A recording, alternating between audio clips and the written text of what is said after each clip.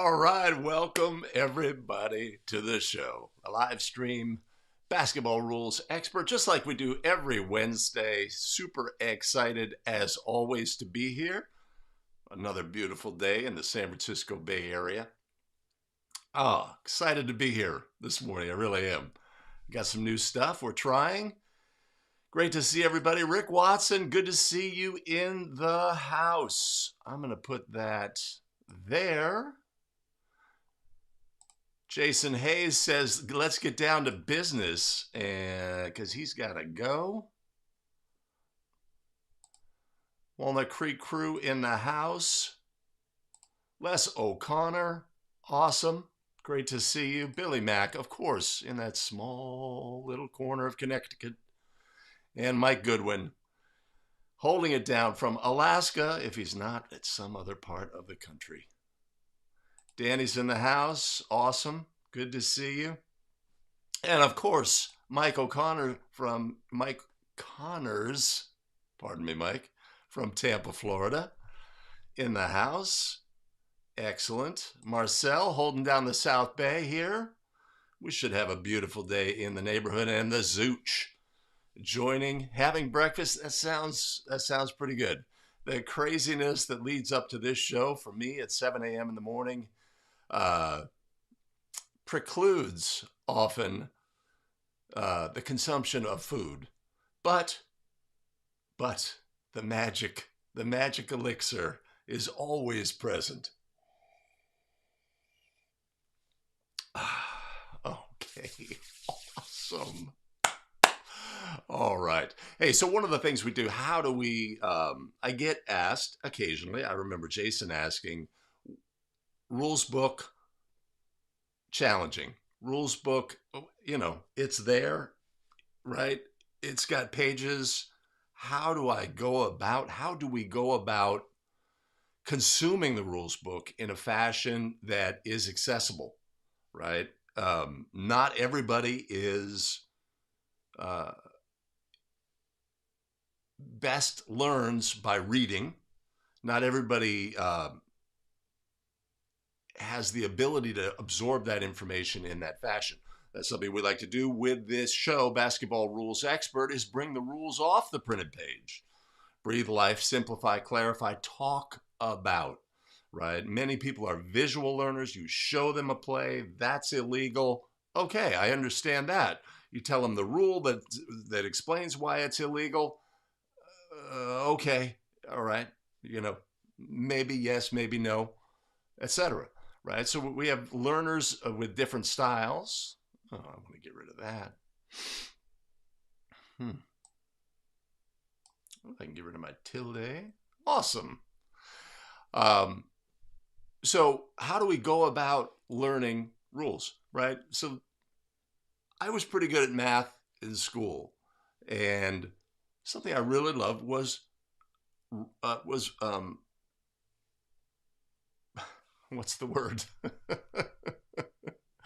Word problems, where you say train A leaves the station at this time and train B leaves the station at this time, and they're both traveling at different speeds, and they start a certain distance apart, and at what point will they meet, right?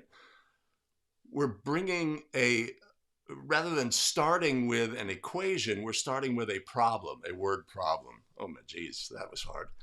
A word problem. We're starting with a problem, and we can visualize. We can say, okay, that train, here's a map, etc. Right? That helps us orient ourselves with rules or with math problem, right? With the rules, what I find is a great place to start is the case book, because the case book talks about actual play scenarios. A1 releases a try, is fouled immediately thereafter, etc. We can visualize these plays, and then it would say what's the correct ruling, etc. So in terms of embracing rules, getting more familiar with rules, a great place to start is the case book, right? Because then we have word problems, right? And that's a great place. It's easier to visualize, etc. And so today we're going to have a look at some case plays. We're going to go to the abetterofficial.com website so that I don't have to prepare slides. I can just go to the website and look at case play scenarios. And we're going to do it in a random fashion so that, there's two ways to go. One is, okay, Rule 10, contact fouls. I'm going to immerse myself in Rule 10. I'm going to go at Rule 10 7, contact, right? I'm going to focus exclusively on what is illegal contact and not illegal. I'm going to look at all the case plays relating to that. I'm going to look at the rule relating to that, right? We're going to have a deep dive into a certain portion, or we could just say, just like when the referee magazines come out, it's like, who knows what they're going to quiz us on in a quiz scenario, right? It could be anything. So it can catch us off guard. And of course, during the game, situations are going to occur that catch us off guard. Jump ball violations, free throw violations, something unusual has happened, very atypical, and they don't give you a lot of warning coming up. Okay, something atypical is going to happen. They happen out of the blue, right? I often describe it as it's sort of a punch in the nose. Oh my gosh, that happened. We've got to adjudicate it. How are we going to do it, etc. So case plays are what we're going to be focusing on today, and I'm super excited about the ease with which we can bring those onto the show and discuss plays and discuss them in a random fashion. That's going to be the goal for today. Billy Mack, still under the assumption that I have some sort of educational background.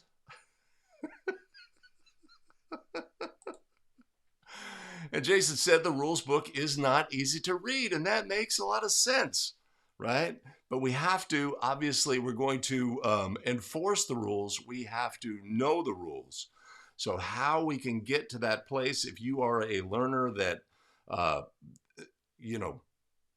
that's just not the best approach, open the rules book. Okay, rule 1-1, right? And read words, etc. It's not best for everybody, but in the end, we have to have that understanding. So one way to do it is to start with word problems that we get in the case book and work our way back to the rule and say, okay, the rule says, all right, here's the supporting rules. And now we can learn, get the text of the rule in context of the word problem.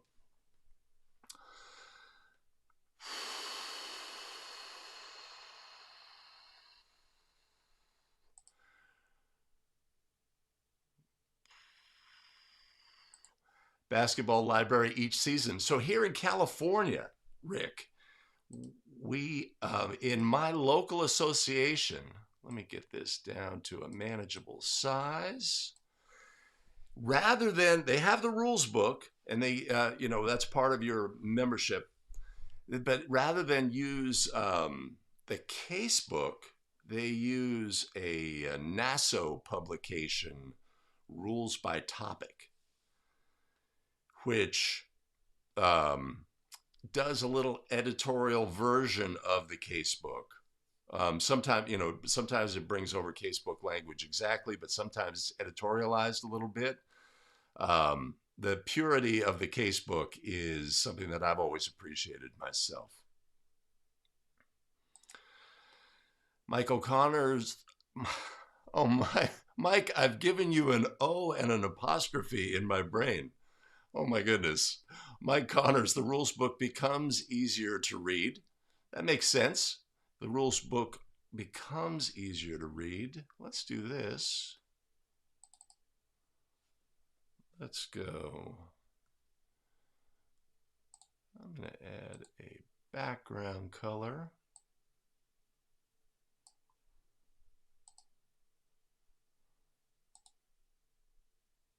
That was a failure.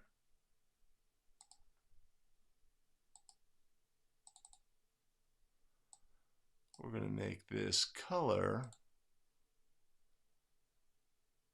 white.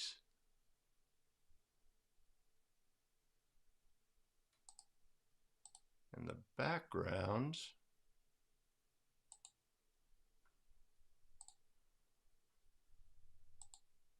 How about that? Now it's easier to read. It does become easier to read, but you have to embrace, have to recognize that not everybody is able to consume language on a printed page in the same fashion. Um, as some people are excellent students and they love reading and they love interpreting symbols on pages, etc. Not everybody's in that boat. Oh, I love math problems. I love word problems. Absolutely. Absolutely. Maybe that's why I like the case book.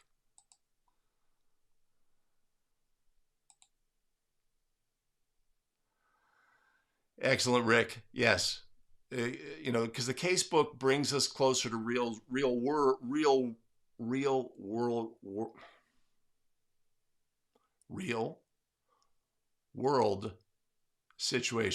situations that happen on the court, and that can help everybody process visually. They can start to visualize things on the court. Oh yeah, that was harder to say. Excellent lesson. That's true. The legalese of the rules book, right? It's not a language that let's imagine our 24-year-old is getting into basketball officiating, and they've been playing basketball their whole life. They know the language of the game.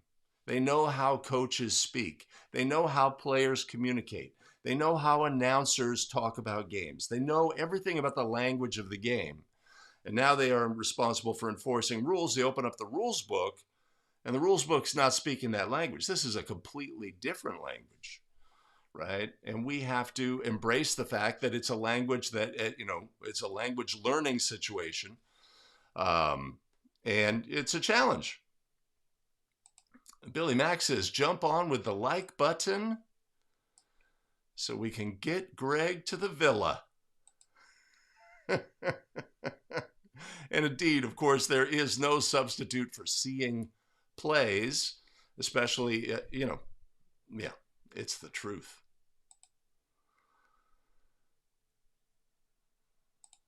Oh boy. Okay. All right. So let us go. I'm going to take a look here. All right. Fantastic. Fantastic. Good to see everybody and appreciate everybody jumping in to get things started. As we like to do, let's take a look at the rundown for the show, including our Wednesday start of the week. Our live schedule, of course, includes Basketball Rules Expert every Wednesday, 7 a.m. Pacific, 10 a.m. Eastern. We look at play scenarios, rules interpretations, and discuss rules from a rules book point of view. And then every Friday, 5 Play Friday Live, we look at plays, analyze game video, see plays on here so that we can be better prepared to adjudicate plays on the court. And every other Monday, we have a Masterclass Monday. This week, we'll be going over National Federation of High School Basketball Rules, points of emphasis, and new rules for 2021-2022 season. Join us for Monday Masterclass. We'll see you there. And then, of course, if you are new to the show, you're new to me. My name is Greg Austin with thebetterofficial.com. We craft video to help basketball officials get better and take control of their officiating career. If you haven't already done so, hit like, subscribe, notify, so you don't miss out on any of our content. We live stream every Wednesday and Friday, 7 a.m. Pacific, 10 a.m. Eastern. And at any point, you want to jump in, have a comment about a play scenario, a rules interpretation, a mistake that I've made? What? Put it in the chat. Anything to improve the show as well. We read all the comments. Can't always get to them live, right? We're talking, comments can build up. If you are new, you can always put new in the chat. And if you have a question, a specific question, you can preface it with a Q. And then I can go into the questions and do like a quick filter. Nobody has prefaced anything with a Q. All right. So that's how we do that. Cool. All right. I am relaxed today.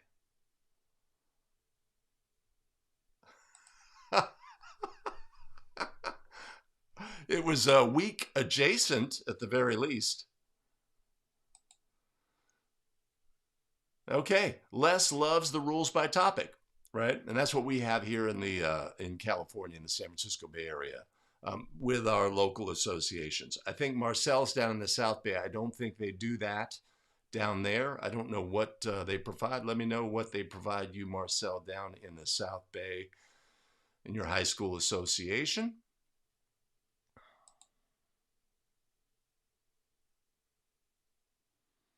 Rick Watson, have to know how to communicate the rules to their language, right? So we want to have that flexibility as officials.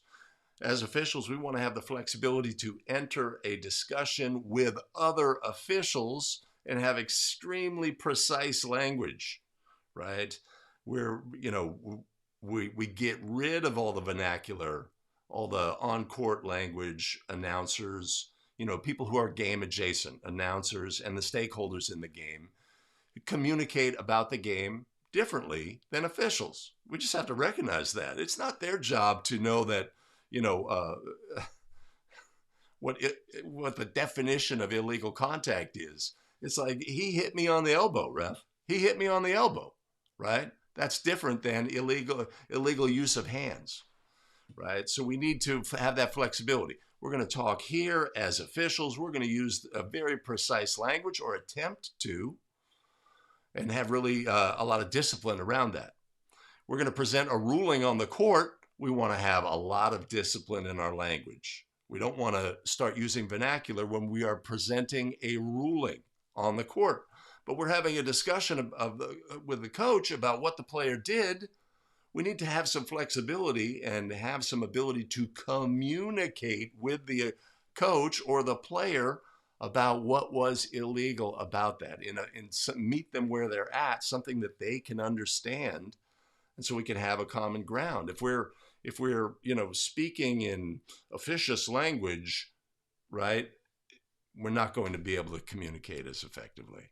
So we want to develop an expertise at having a wide range of ability to communicate, you have a player who seems like they're really switched on, right? Maybe we can talk in a more rulesy language. Another player's just like in the moment, needs an answer, what they did wrong, etc.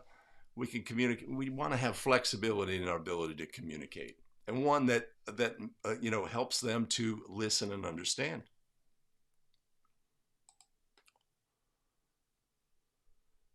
Marcel, you don't get a rules book and case book provided by the South Bay Association?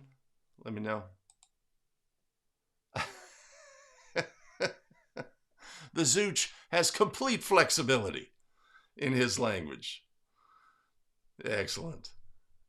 Rick Watson, I think, saying yes or making a rules reference, but I don't think a rules reference would come into place. Yes. Well, so I think, Mike, the problem with NFHS making a point of emphasis to use rules book language is we have to see, so we're going to talk about points of emphasis next Monday. Points of emphasis, sort of the yearly from on high. NFHS says, here's points of emphasis, new rules, rules interpretations, etc. And it's usually, we have to take it for what it is, right? So there's a problem with a lack of discipline in language. So NFHS says there's a problem, right? Coaches maybe say, I couldn't understand what the officials were saying, or, the language is too loose, or it's talking in collegiate rules or announcer or whatever, right? And it just needs to be cleaned up. The officials need to be able to maybe have more discipline in their language in certain instances, and not be distanced from it, right? Some officials do not have the ability to speak in rules book language. And at times you could see how when that's appropriate in presenting a ruling, it would be appropriate to use that language, and they are deficient in that area. So those officials need to improve in that area. Does that mean that we all need to speak as illegal use of hands? Well, what did he do? Illegal use of hands, right? We're not robots. We need to communicate. So NFHS issued that as a point of emphasis, and people took it. Everybody has to interpret points of emphasis to a certain extent. I think people took it too far. Okay, we can no longer say the ball hits the glass and then does this, right? We can't say that anymore, right? We can communicate, right? We need to have flexibility in our language. We may say to a player, once it hits the glass, you can't touch it on its downward flight or whatever, or if it's still on the way up, right? So I think people took the NFHS edict and said, okay, we're now in a box, right? We have to stay in here and we cannot stray out, and it's a crime to say anything other than what's verbose NFHS rules book language.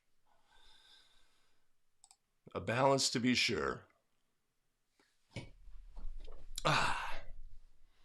Right. And sometimes we will hear, somebody will make a comment and we'll like tighten up the language, because in this situation, our premise here is that we are all basketball officials. Our premise here is that we are going to get better. And this is a chance also to immerse ourselves in rules book language and communicate in that fashion and develop that discipline. Here's Billy referring to the NFHS point of it's important to maintain professionalism that leaves no one questioning their motivations. Absolutely. Key in this is the use of proper terminology in an era of round-the-clock commenters using today's latest lingo to describe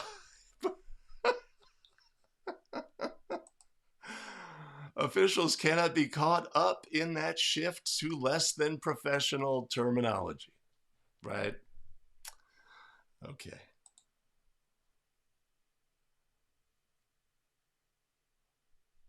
Critical part of the game.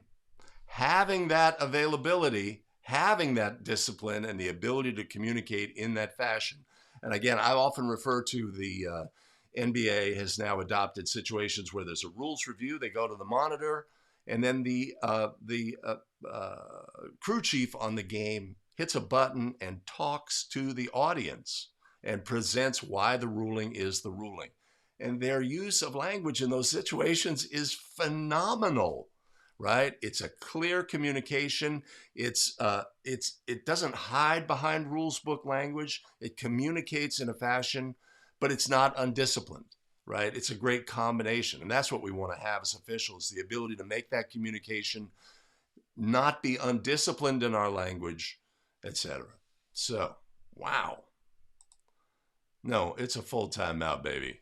It's a full timeout. It'll always be a full timeout for me.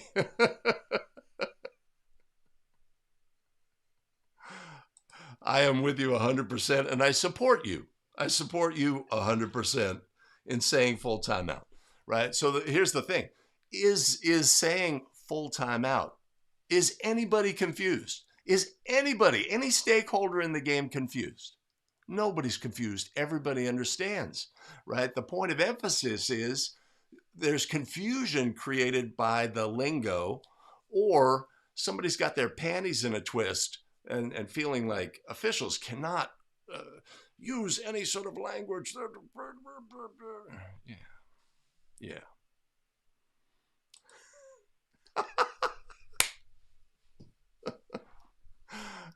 All right, Mike, I hear you.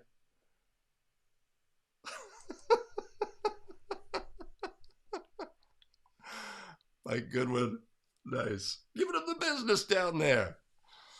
All right, phenomenal. Okay, let's Let's get this show started. See if I can navigate my way through this situation. All right. Sometimes the rules book can seem inaccessible, but a great place to start in understanding rules, National Federation of High School Basketball rules, is to start with the case book. Case plays bring plays to life, give us more situations that we can imagine in real life on the basketball court. That's a great place to start. As part of our preseason preparation, hitting the case book, getting a better understanding of the rules is a great use of our time as we prepare for the upcoming season. That's what we're going to do today, is look at casebook plays. Let's get started.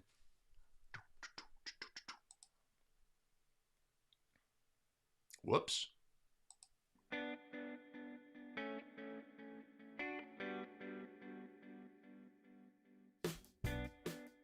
Greetings. Welcome back to another episode of the Basketball Rules Expert, the show where we take National Federation of High School Basketball rules, lift them off the printed page, breathe life into them, simplify, clarify, amplify, so that we can take them with us onto the basketball court. Greetings again, everybody. My name is Greg Austin with abetterofficial.com. I've been a high school basketball official here in the San Francisco Bay Area for over a decade. I consider myself to be a basketball rules expert, and this show is about helping you on a journey to becoming a basketball rules expert as well. If you're new to the show, you're new to me, now would be a great time to hit like, subscribe, notify, so you don't miss out on any of our new content. We live stream at least twice a week. Join us for the live stream. Hit notification bell and share the Basketball Rules Expert Show with other officials so that we can all get better together. This show is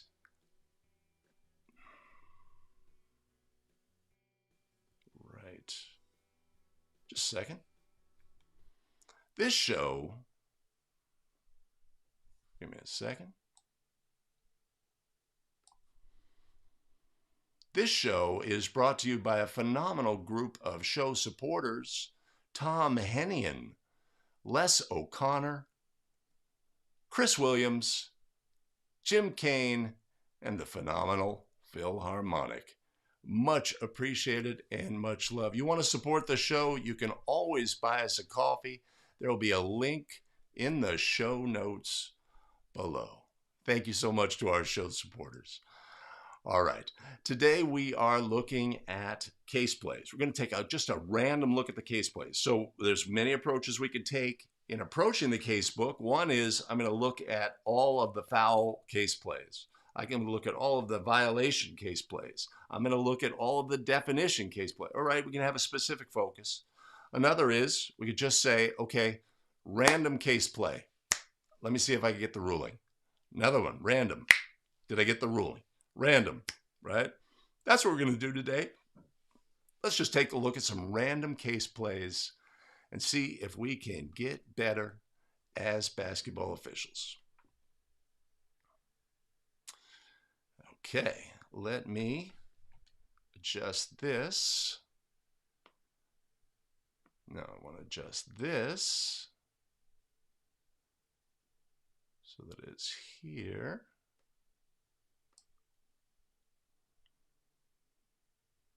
And then I want to adjust this here, and I want to hit refresh. Ay, ay, ay.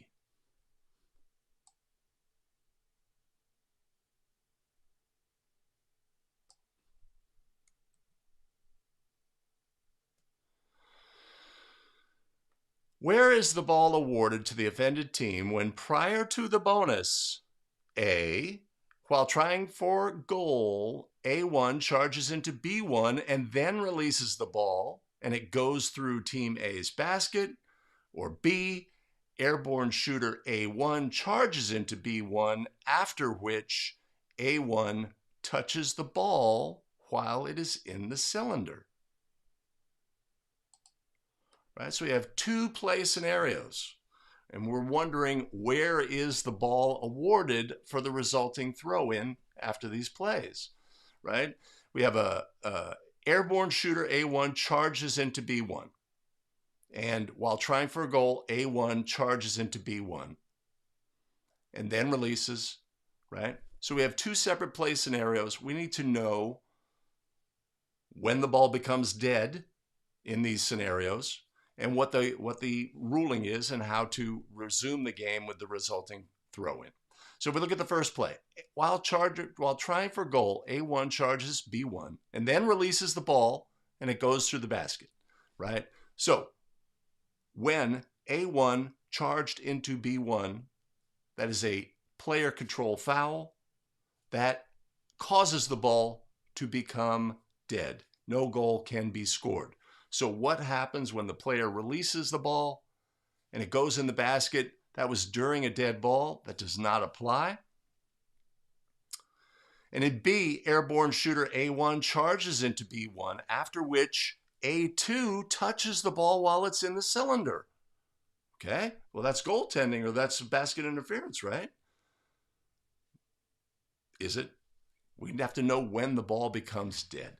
If the ball is dead, that action has no bearing. If we take a look at the ruling on this play, in both A and B, the goal does not count, and the throw-in by B will be from the spot nearest the foul. Well, that's interesting.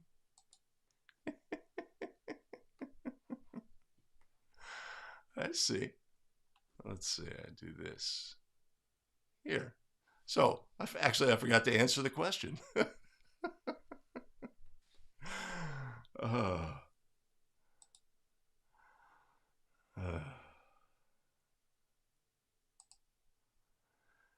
In A, Gabe says Team B receives a throw-in on the end line. That would be a spot throw-in. Yes, we could be precise with our language.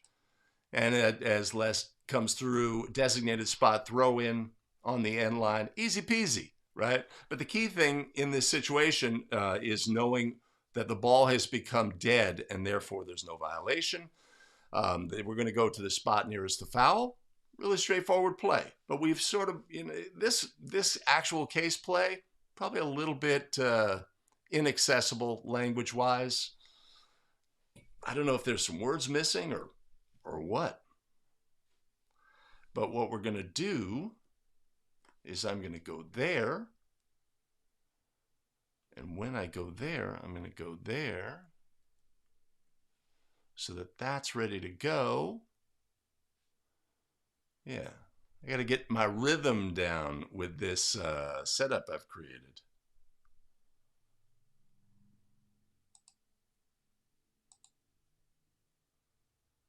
Spot nearest the foul. Yes, that is the key. Okay. All right, a simple play to start. Let's look at another random. I see what I need to do. Give me just a second. I need to go back here. I need to turn off that camera. I need to go. No, not there. I need to go back there. All right, a simple, straightforward first play. Let's look at our very next play scenario.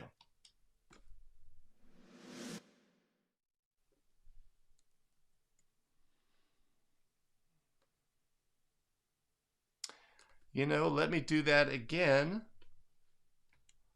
just because I can do better. All right. Okay, I got you. All right. All right, our first play, pretty straightforward. Let's take a look at another random case play from the case book.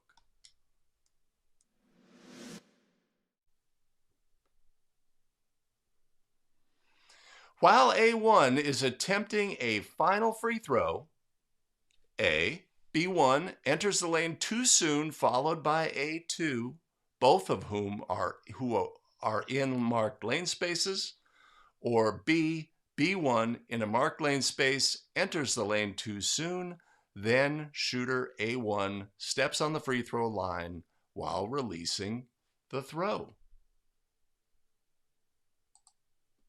Two great play scenarios, and one that forces us to know the restrictions during free throws, right? Free throws happen a lot in our game. We need to know those restrictions, okay? In our first instance, in A, B1 enters the lane too soon, followed by A2. Both of them are in marked lane spaces. What do we know about players in marked lane spaces? When the opponent enters too soon from a marked lane space, followed by a teammate of the thrower, only the first violation is recognized. This would be a delayed free throw violation. A delayed free throw violation. And we would ignore the action by A2 in this instance.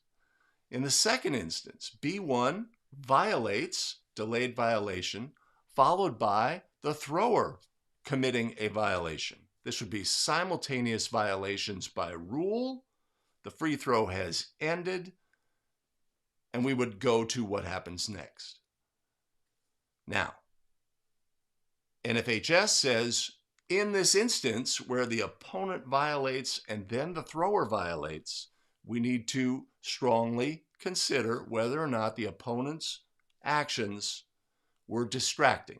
If the distraction is ruled, then we're going to ignore the violation by the free thrower, and a substitute free throw will be awarded. All right, let's take a look at our ruling. I see.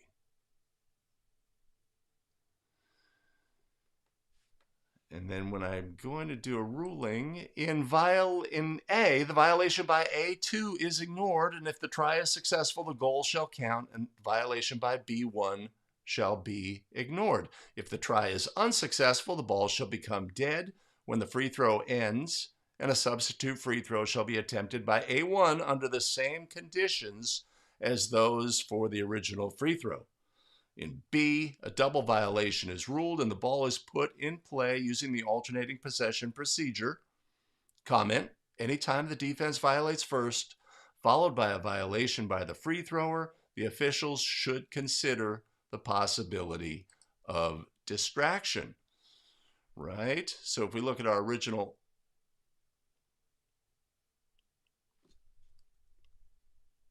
I screwed that up. Okay.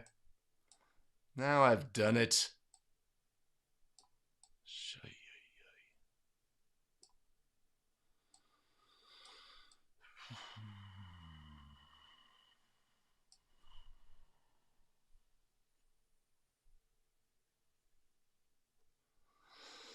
So the original premise, I gotcha. So something I forgot in the original premise, while A1 is attempting a final free throw, right? That's key in the equation. But we have our ruling.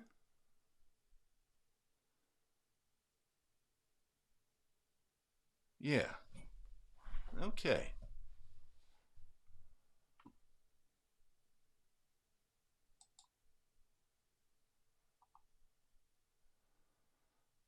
Right? So Billy Mack in A was the in A? Come on.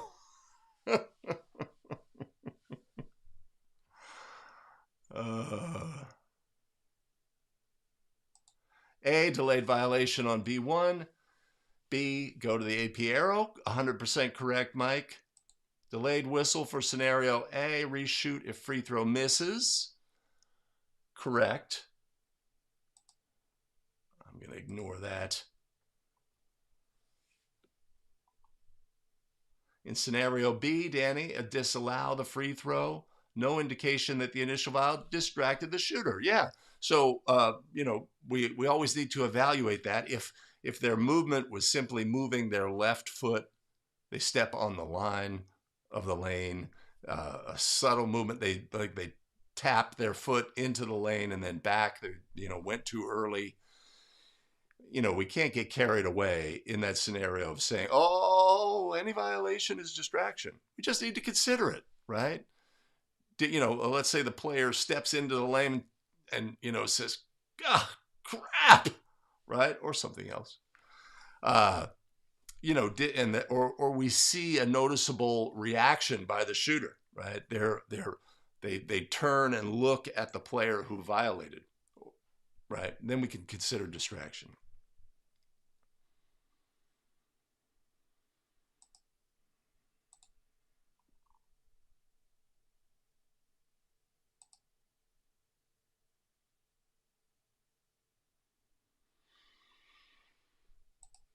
Mike asked the question, can a free throw shooter stepping on the line be considered due to distraction? That's an excellent point, and that's part of the equation in evaluating, right? That behavior by a player would not seem to be related to being distracted by an opponent, right? That's just going to be something that they habitually do or a mistake that they make.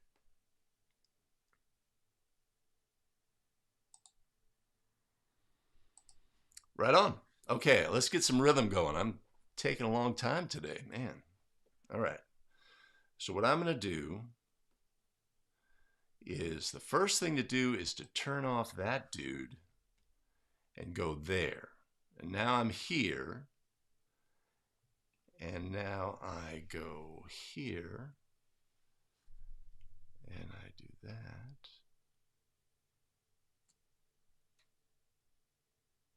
Okay. All right. All right, let's take a look at another play. Now,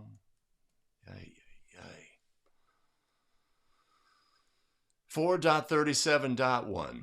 While A1's try or tap is in flight, A2 and B2 legally obtain potential rebounding positions. B2's position has his or her back to A2 and is directly between A2 and the basket. As the unsuccessful try or tap rebounds from the ring, B2 moves backward and displaces A2 from his or her legal position, or B, A2 beats B2, getting his or her head and shoulders past the front of B2's torso. B2 then moves laterally and pushes or displaces A2. Right? So it's a simple displacement equation. Let's take a look, though. NFHS beats B2? Oh, that imprecise language. NFHS, what are we going to do with you?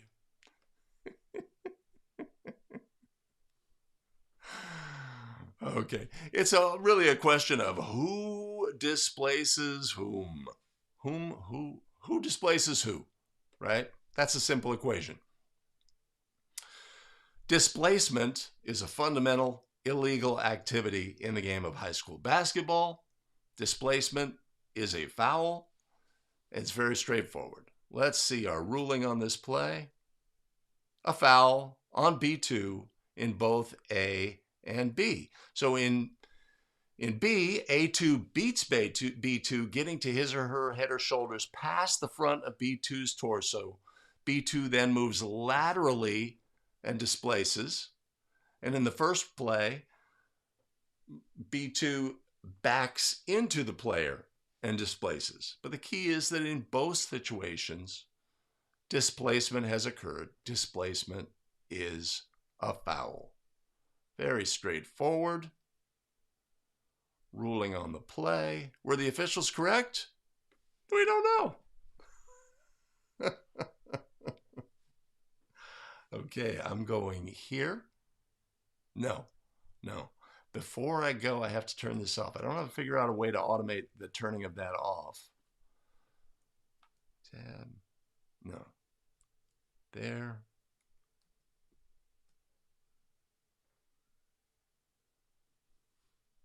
Okay.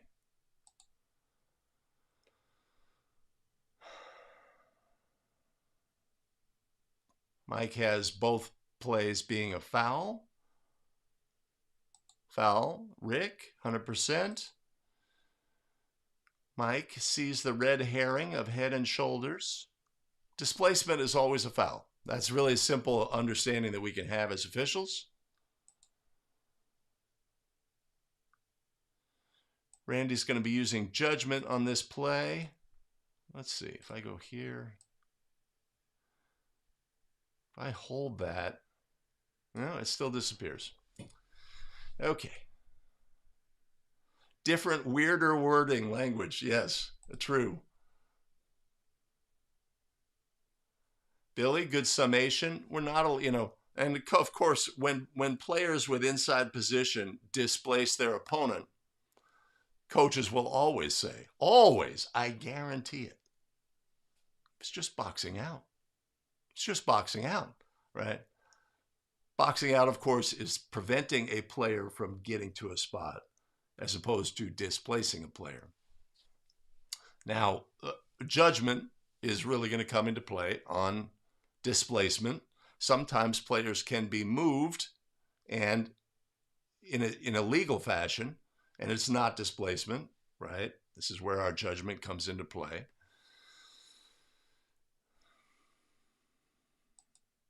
Danny brings up the point, how do we adjudicate if B2 is dramatically bigger than A2? Can't penalize height and strength. I like to say that one of the most challenging things for basketball officials is officiating big against small, right? The rules protect both. They don't want to give an advantage to big over small in terms of things such as displacement. A2, let's say we have bigger B player, our rebounder B2 in this situation. Smaller player A2 jumps against him and causes no movement, right? But B2 makes a subtle movement back and A2 goes flying, right? It's challenging to officiate big against small player. Too bad I don't have like sock puppets here. Sock with A2 written on it. That would be fun. But officiating big against small presents challenges for officials because the slightest contact by big can create a big effect on small, whereas significant contact by small can create no effect on big, right? That's how we make the big bucks, is adjudicating those plays.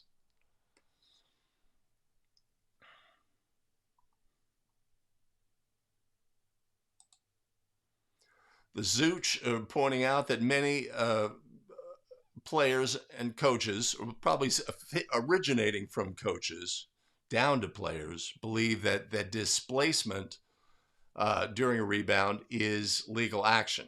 That's like what we're supposed to do. That's what we're taught to do, the players would say.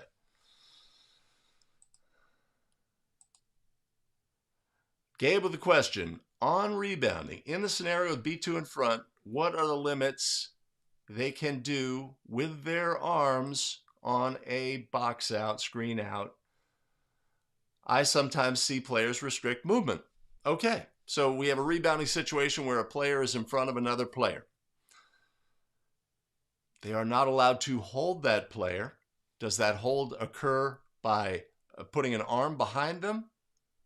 In a fashion that sometimes players will find that player and bring them close to their body because they want once they have them on their hip, then they know how to move their body to prevent their movement, right? So sometimes the reach back is just a sort of a hot stove touch. Where is that player, right? Is that illegal contact? No.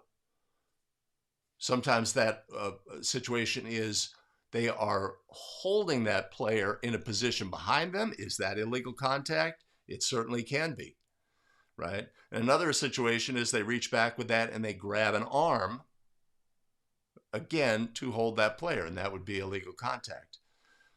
Of course, the first step in the whole equation is seeing that activity, seeing the whole play on the rebounding action, being focused on the right things as officials.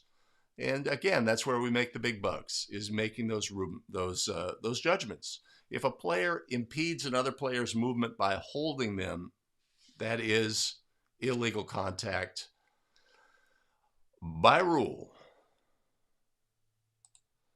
Gabe asks, is that something I should tighten up on?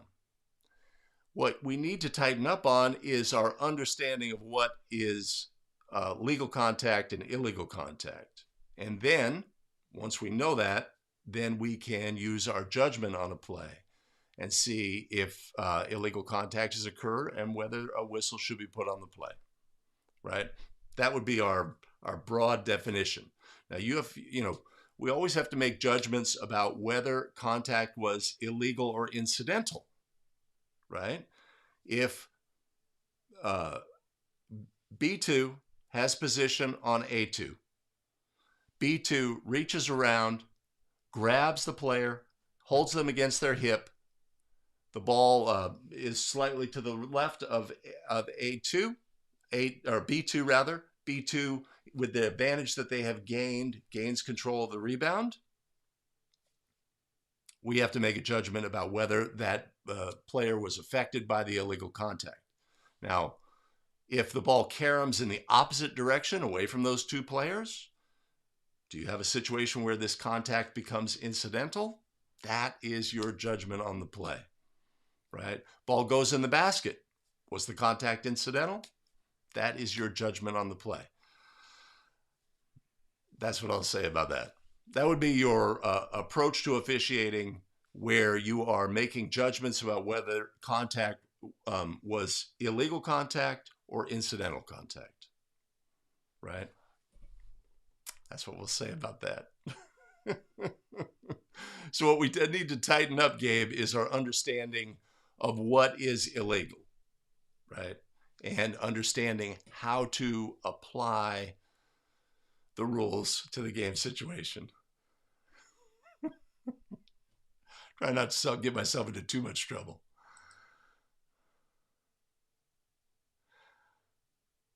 Mike Connors, excellent. David York's in the house. Awesome. We're looking at case plays today, David. Yeah, work. It's in my future. A player must not hold, push, charge, trip, or impede the progress of an opponent by extending arms, shoulders, hips, or knees, right? So the illegal activity is the stuff that occurs outside of our torso. Boxing out inherently is, just like screening, is legal activity where one player basically positions their body between their opponent and the ball, or an opponent and their teammate, or the opponent and the basket, etc. The rules of basketball are all about legally positioning the body, which we could extrapolate down to being the torso, right? It's all about moving the torso legally. So if you have a box out situation where you have moved your torso between your opponent and the ball, that is legal activity. If you hold that opponent, that's not related to having your torso between the opponent and the ball. It's doing something illegal, and displacing an opponent, again, would be something that's illegal. All right, great discussion off of a simple case play. We like it. Yeah, over the back, again, when you have the tall and the small, and the tall just reaches over, yeah.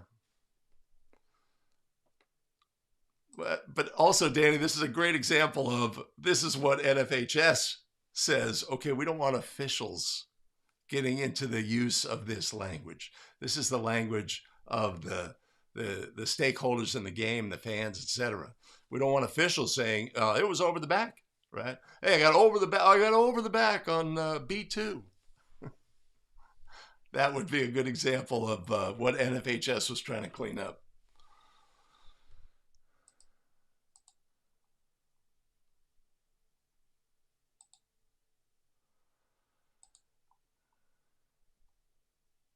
All right.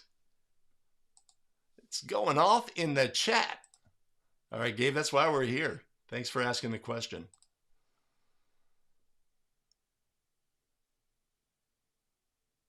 Right, so Rick points out the other situation here is displacement by the player from behind, right? They can either come down low create a shove or hip to hip contact that causes that inside player to go forward, or they can either extend arms in a fashion that prevents the player from moving, or when the ball is up in the air between them, give them a shove that sends them off balance and allows the player from behind to grab the ball.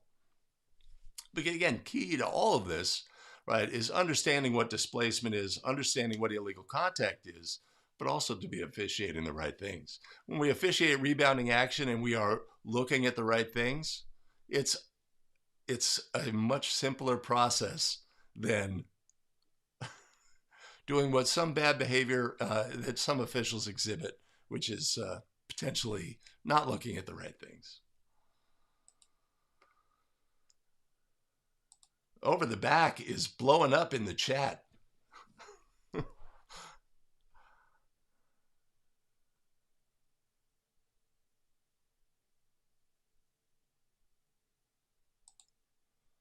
Les, are you talking about others saying unwon and one? Oh, I see.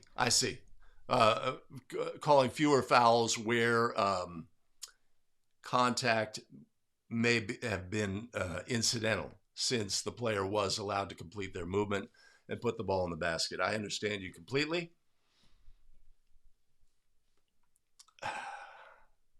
Okay. That was a great discussion on that play, but we're moving on. I'm going to do this to our very next case play.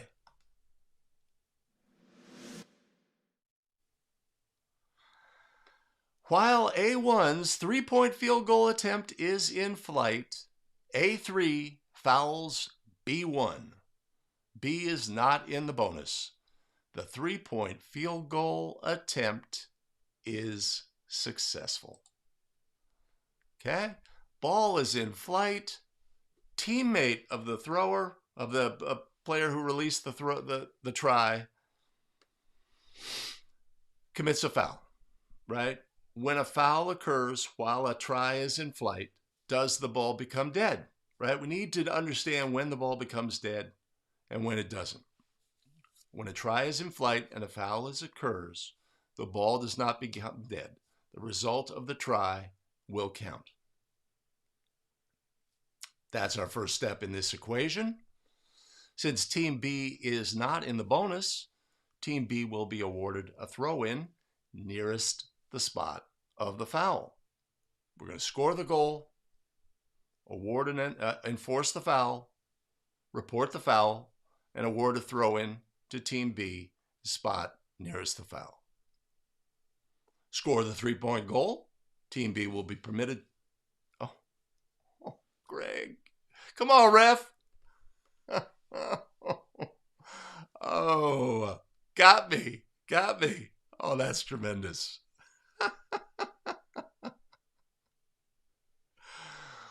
Okay. All right.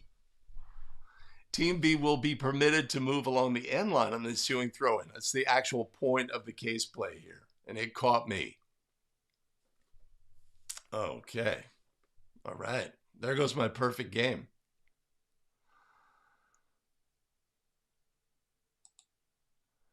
Danny's caught up in the same.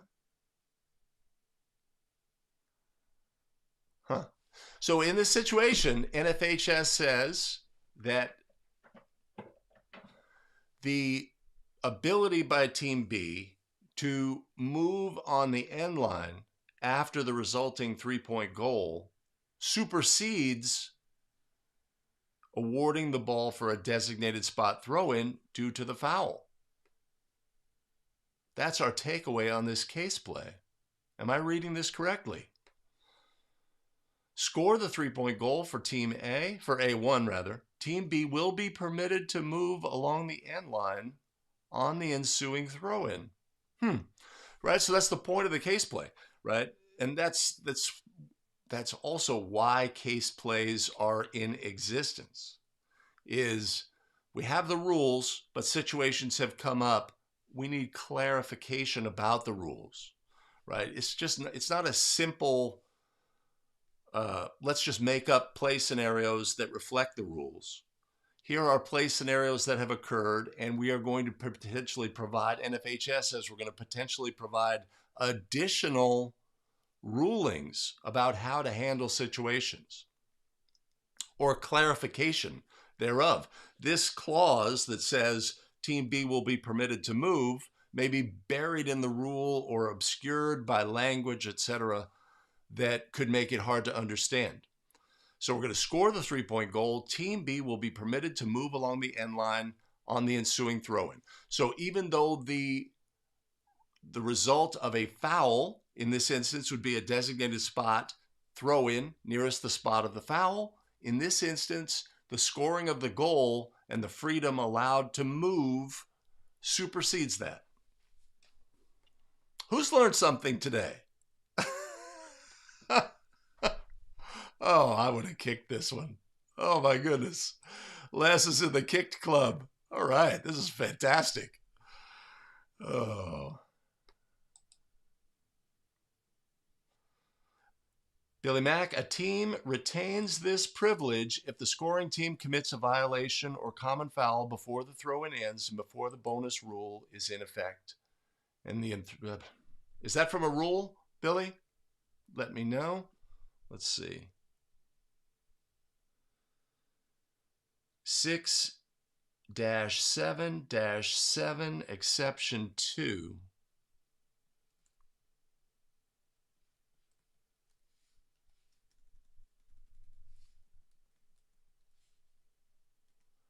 (6-7).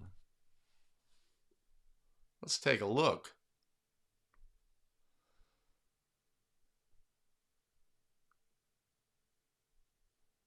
Ay. I see. Article 7 occurs by any opponent of a player who... Yeah. This is exactly why the case play is there. It helps clarify in very simple terms something that is in the rules book that's going to be really inaccessible for a lot of people, right? This sort of obscure situation, is again obscured even more by legalese and rules book language. So NFHS does a great job in this instance of having a case play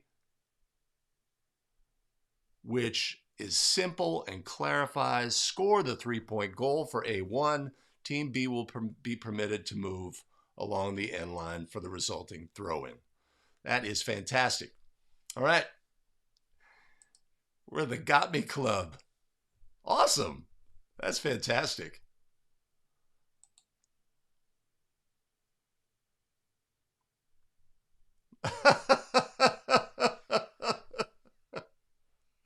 Yes, I've displayed my expertise completely on that one. All right, Gabe. Team control ended when the ball was released on the try. Yes. So this would be a common foul by A3 that would have resulted in free throws had they been in the bonus. Absolutely. There's no team control when a try is in flight. 100% correct.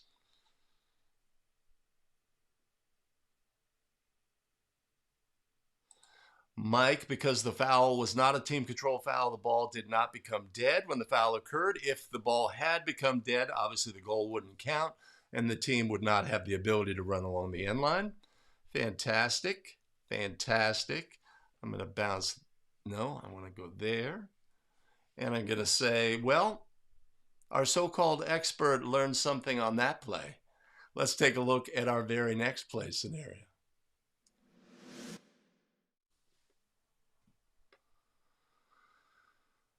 While A1 is dribbling in A's backcourt, the ball legally touches B1's leg and causing it to bounce away from A1. Where am I going to put this?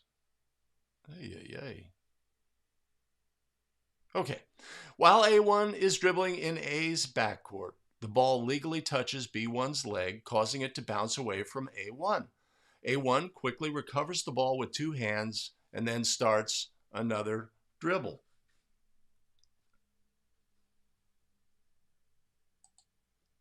That's a great scenario, one that forces us to understand the rules about dribbling. Player is dribbling the basketball. Ball contacts the opponent, bounces away, dribbler picks up the ball. Can the player dribble again legally? Understanding when a dribble starts and when a dribble ends is key to this equation. When the ball is contacted by the opponent, the dribble has ended by rule. So in this instance, the player is legally allowed to pick up the basketball and resume their dribble. Also in this instance, the 10-second count in the backcourt has not ended by the contact of the opponent. So the official should maintain a 10-second count in this instance. If we look at the same scenario, if the dribbler had had an interrupted dribble where they dribbled the ball off of their foot and the ball bounced away in the same fashion, they picked it up with two hands and began a dribble. In that instance, the dribble had not ended until they picked the ball up, and once they did, they could not dribble again. Let's take a look at our ruling in the case book. Legal. I'm going to do this. Legal. The touch by B1 ended the original dribble, and A1 could then recover and dribble again. However, the touch by B1 did not end team control, and the 10-second backcourt count continues. Right? Simple play, one that we're going to see in our game a lot. I'm going to go here. Simple play, one that we're going to see in our game a lot. But it just reinforces the fact of understanding that contact by the opponent ends the dribble by rule, right? So I'm dribbling, defense reaches out, even slightly deflects the ball. That original dribble has ended by rule. Subsequently, the player can catch the ball, dribble again, right? There's no restriction on that carries over from the fact that they previously were dribbling. So, an excellent reminder in this scenario. Billy Mack caught my twist, the interrupted dribble scenario. Mike knocks it down. And the Zooch points out, keep that 10-second count. We want that metronome going. I always say, let's keep it going a count too long, so that when something funny, something unusual happens in the backcourt, we have a chance to process and say, no, the count needs to continue to go.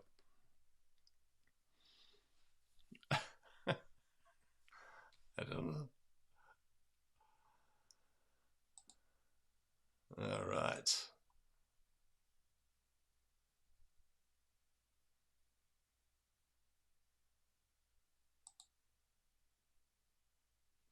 I got you. Mike responding to Billy Mack's off of the ankle situation. I think actually, and people's understanding of what an interrupted dribble is a little loose, shall we say. An interrupted dribble is when a player dribbling the ball loses control of the ball by themselves, right? I'm dribbling, the ball deflects off my thigh, my knee, my ankle. I'm dribbling. I just dribbled, at an angle. The ball hits the edge of my hand and bounces away, etc. This is an interrupted dribble by a dribbler. When the defense contacts the ball, it is not an interrupted dribble. The dribble has ended by rule. An important distinction. I'm going to do that. I'm going to do that. And I'm going to say, let's take a look at our very next. No, I want to go here. All right. Okay, let's take a look at our next play scenario.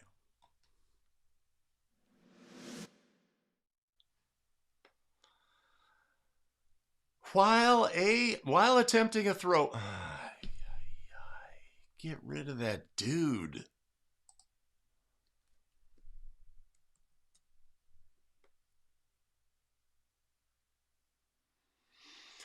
While attempting a throw-in, A1 holds the ball through the plane of the end line. B1 slaps the ball away from A1's hands, or simply grabs the ball and then throws it through B's basket.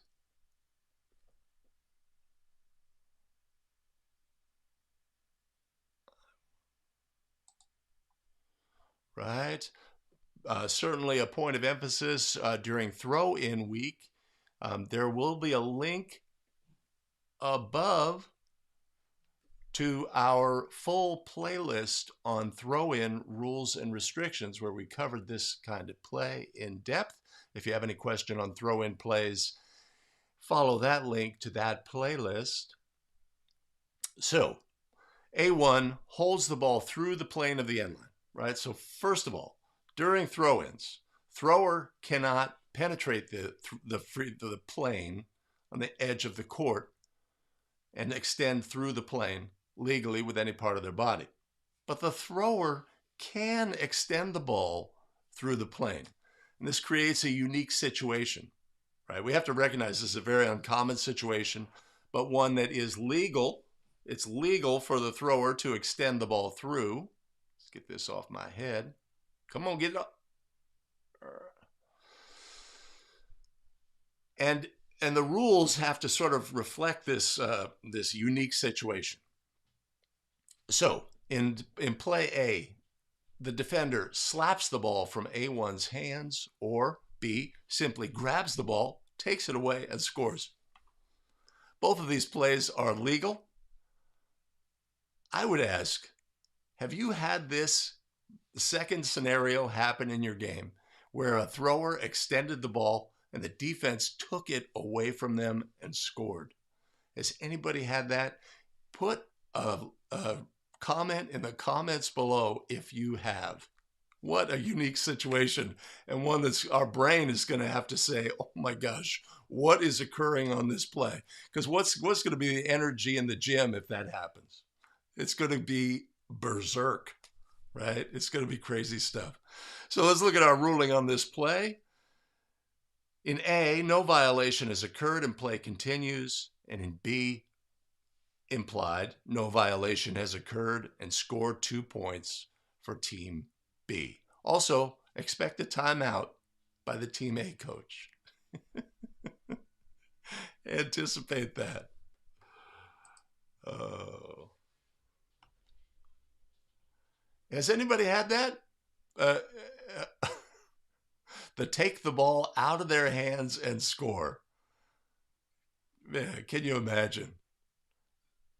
Even if we know it's legal, like we know here that that's legal, if we saw it in our game, that would really, it would be fun. Play on. And Billy Mack, of course, brings up the twist. Instead of dislodging the ball, the ball's extended through the plane. The defender contacts the wrist. I'm going to go with wrist for simplicity. That is an intentional foul by rule. No delay of game warning would be issued, right? It is an intentional foul to contact the thrower. The fact that the thrower extends the ball through the plane does not eliminate that restriction. It is an intentional foul by rule to contact the thrower. 2 free throws for the offended player. Ball for that team at a throw-in at the spot nearest the foul would be the result of that.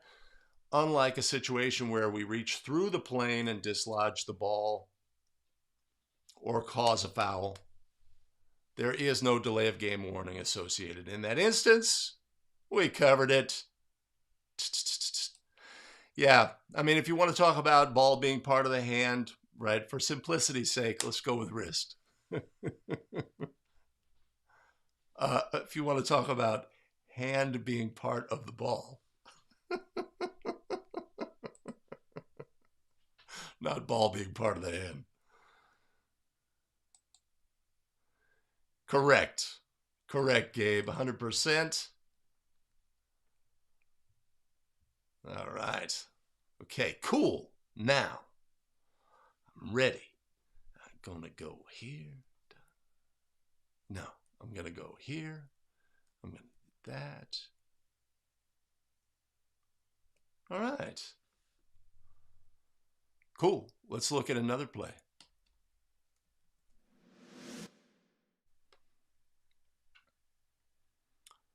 Well, this is simple. When may the scorer signal?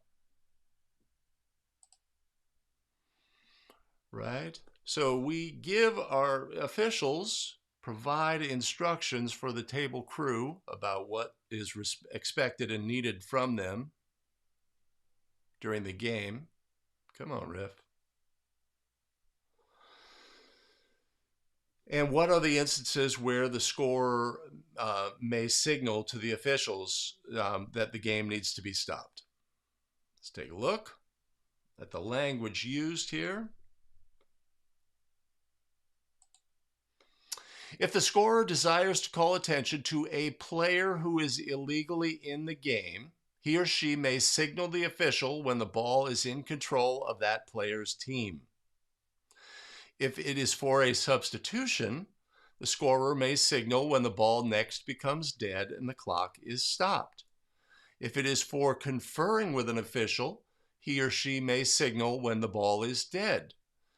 If the scorer signals while the ball is live, the official should ignore the signal if a scoring play is in progress.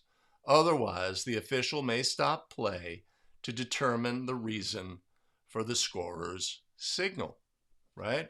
So the scorer and the scorer by signaling, of course, is going to, tap the timer on the shoulder and say, sound a horn, sound a horn. Or the scorer is going to signal by saying, hey ref, right? Or some want to get the attention of the official in a situation where the ball is live. So a player is illegally in the game. We would want that signal to come when that team has the ball. It's putting a lot of pressure on the scorer to know these restrictions. But when their opponent has the ball or when a scoring situation is imminent, officials are not going to pay attention to this. We don't want that this action to interrupt the game. If we have a situation where a coach has come to the table and says, I need a timeout, they're making a mistake, they're screwing up a rule, they want a correctable error situation, it would be the same. We want the scorer to, through the timer, to give some sort of signal that the officials need to stop the game, something is amiss. If it's for a substitution, obviously we want to wait until the ball's dead at the appropriate time to sound a horn for a substitution. And if it's for conferring, he or may signal when the ball is dead. Of course, this would not apply for a correctable error situation where the indication should come immediately. The official should ignore the attempt to signal. If a scoring play is in progress, that's going to be a challenging thing to make a determination, but we don't want to stop. The opponent is going down for a layup, and there's a player who's illegally in the game. Let's say they have been disqualified with 5 fouls. They have been brought into the game. We've resumed play. The other team is about to score. The scorer recognizes. We don't want to stop that scoring action as officials on that play. Wow, such a simple question. Okay, so I'm going to knock that down, go there. Hey. Scorer signal. Substitution, foul out, and an error. Indeed. Mike's got, when a coach requests, it's funny, the case scenario doesn't really address that. And that's funny because when a scorer is going to stop the game, interrupt the game, it's almost always going to be in that instance, I would think. Or rather than the coach is requesting, the scorer recognizes, oh, hey, wait a minute. That was the 7th team foul. We should have been shooting bonus, etc. Sometimes a scorer will do that erroneously. Let's say it was a team control foul. We're awarding the ball to the other team. They inbound the ball. Let's say they are potentially in a scoring play scenario, and the scorer says, oh, I made a mistake. That was actually the 7th foul. And they, didn't recognize that we wouldn't shoot free throws. and they say, hey, sound the horn, right? Then we're really, as officials, in a position of saying, okay, wait, let that score, stop play, what do you have table, etc., and go from there.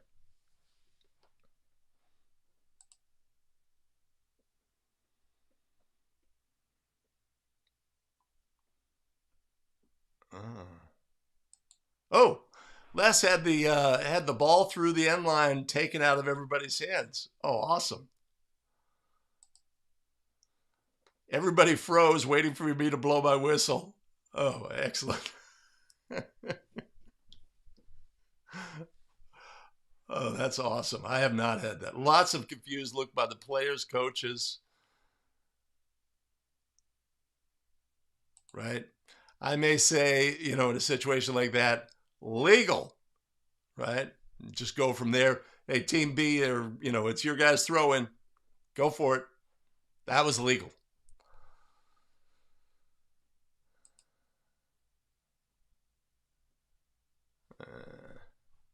Twisty twist. Cool.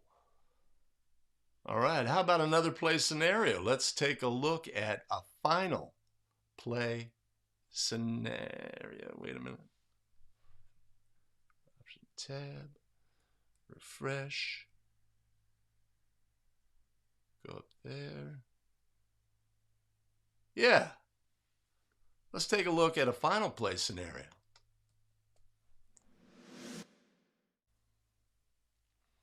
With 2 seconds on the clock in the fourth quarter, A1 is awarded one free throw with Team B leading 68-67.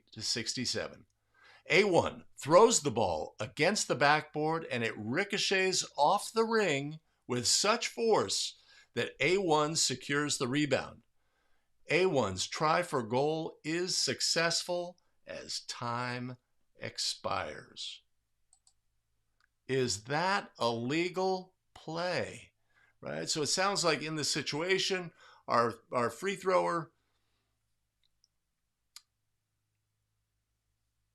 throws the ball against the backboard and it ricochets off the ring, right? This is a situation where they are down by 2 seconds remaining, and they have one free throw remaining, right? This is our miss on purpose scenario, right? It's an essential part of the game of basketball. We see it at all levels, right? It's the only opportunity this team has to win the game is to intentionally miss the free throw. Is intentionally missing a free throw legal?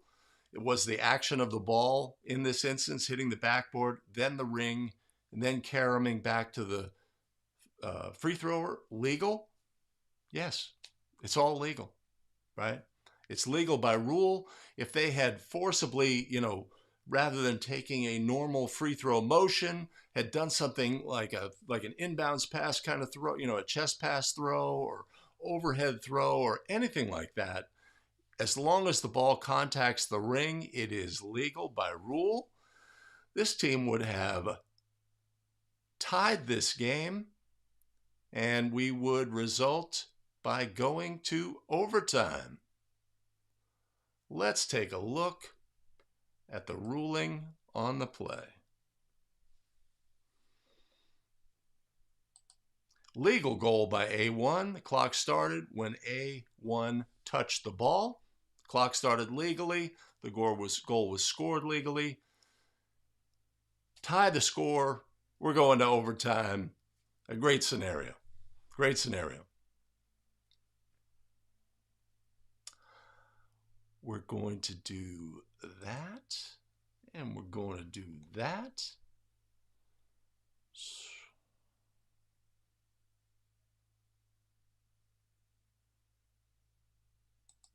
Danny, I'm going to get clarification on that. It's a Q. Huh. Can you explain the correctable error scenario that you're referring to, Danny? I'm sorry, I missed it. I'm seeing it out of context. Oh.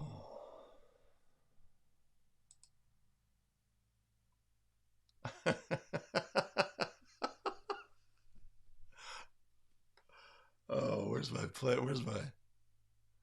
Okay, how about one final play?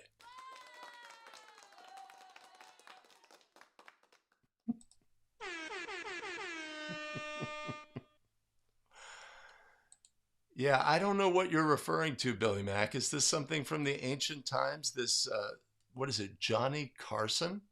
It must be. Must be. Mike Connors has legal. It's hard to do this successfully, right? It's hard to get the ball to carom properly in this instance. You see, it would be easy to imagine this scenario. The player throws it, trying to miss, trying to create that carom that gives the offensive team, the teammates of the thrower, a chance to control the ball and have a chance to win the game. Easy to imagine the scenario where the ball does not contact the ring. It hits the backboard and caroms back to the thrower, who releases a try.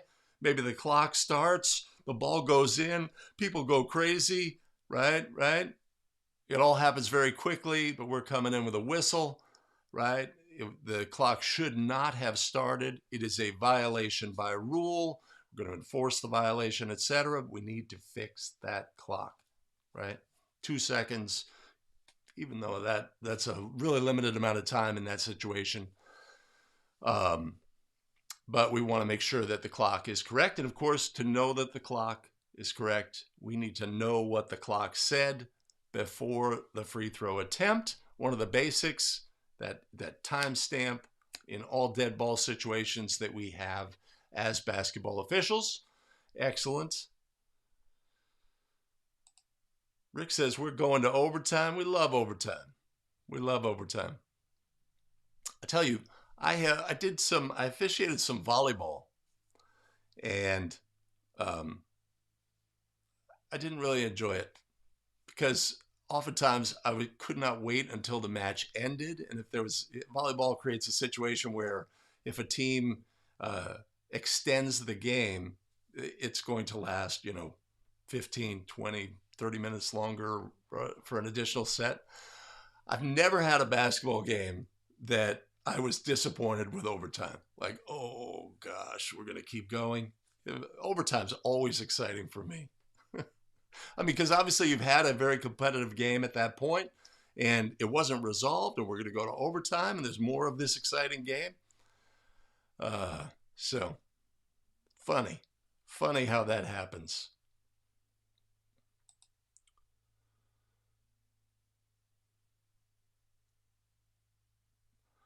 Oh, okay.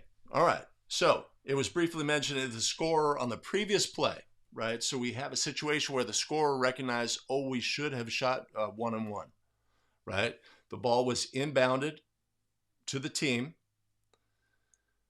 Instead of awarding 1-on-1, let's say the ball was, so there's a couple scenarios. One is a team control foul where the scorer was confused and thought, we may have been able to shoot 1-on-1 there. But I didn't know it was the 7th. So they're making that mistake. The other is the officials, the scoreboard says 6. The scorer doesn't say anything. The officials inbound the ball to the team. Let's say the team pass, ball is stolen. The other team's going the other way. Players dribbling the ball for an uncontested layup. The scorer gets the timer to sound their horn finally, right? And if the official blows their whistle and a try was not in flight, the ball has become dead. In that instance, player continues, scores the layup, right? It was when the ball was dead. When the ball's dead, it cannot be scored. So in that instance, if we did stop the play with a player about to score, right, that would be that. Now, if we did not stop play, the player scores. Now we stop play, even though the ball's become dead. We'd still be within our correctable error time frame for that original 1-on-1. We awarded a throw-in instead of the 1-on-1 free throws. They had the ball. The ball was stolen and went the other way, and the team scored. The ball has become dead. So before the ball becomes live again, that would be our opportunity to correct that correctable error scenario. If it was a situation where there was a team control foul, and we awarded, and the scorer notified, we could just say, oh, that was a team control foul. We would not shoot free throws. You are in error, but thank you maybe for fighting for the game, trying to do what's right. And if they did say it should have been 1-on-1, then we're going to make a judgment about the correctable error time frame and whether or not it's correctable and how to proceed. And in that instance, we would award the 1-on-1 free throws with the lane cleared and resume with the resulting throw in for the made basket. I hope that's clear. That was a little bit of a ramble and around the bush. Right. But we do not, in that instance where the other thing that Danny's scenario brings up, if it's the opponent who's about to score, if it's either team in a scoring situation and the table gives us a horn, hey ref, right?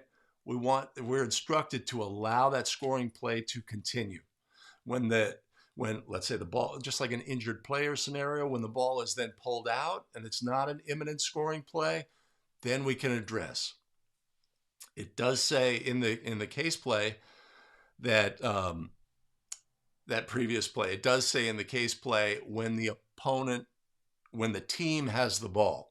It's going to be hard to make that determination in all instances. Cool. Danny's all clear. Awesome. All right. Okay.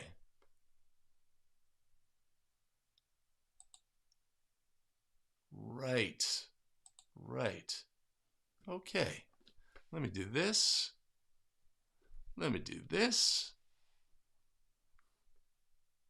All right. Okay, let me just put a bow on the actual show recording.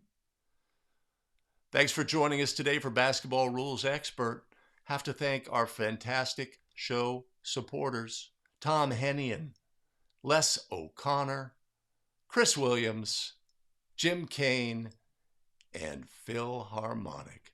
Much appreciated and much love. You can always support the show by heading over to betterofficial.com/coffee. There will be a link above and in the show notes below. Fantastic. Additional video content available here. Make your choice. Choose wisely. And we'll see you in the very next video. Take care.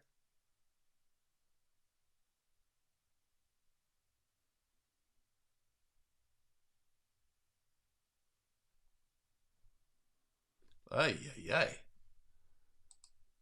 Timing on that. The automated timing on that scene change lasts forever. Take care. All right. So this is a good scenario. A good simple and effective way to get into play scenarios. Obviously, as always, my technical expertise is a little bit lagging here, but we have the framework for doing this in a more successful fashion. So maybe doing this more often, where we just like break out case plays and use that as a source of topics for rules discussion. Obviously word play, the case play brings things to life, right? It's a lot more vivid, right? We can imagine that thrower, releasing that hard attempt to get the ball to Karam. We've seen it before, right? It brings images into our brains, and it's easier to see, to apply rules. Indeed, Phil lives. I'm watching a show called on Netflix called Walt. Gosh. Anyway, there's a character in it who's died, but there's graffiti all over that Hector lives. Hector lives. So in this instance, Phil lives. Phil lives. Longmire is the name of the show. Longmire? Jesus Christ.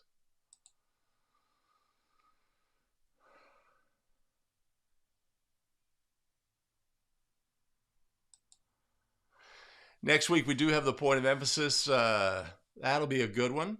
the presentation, and all is well with that. Okay, I have to get to other obligations. I appreciate everybody joining today. Hope everybody has a great rest of the day. Do all the things. Make it a good one. I'm going to do this. Going to be able to automate this in the future.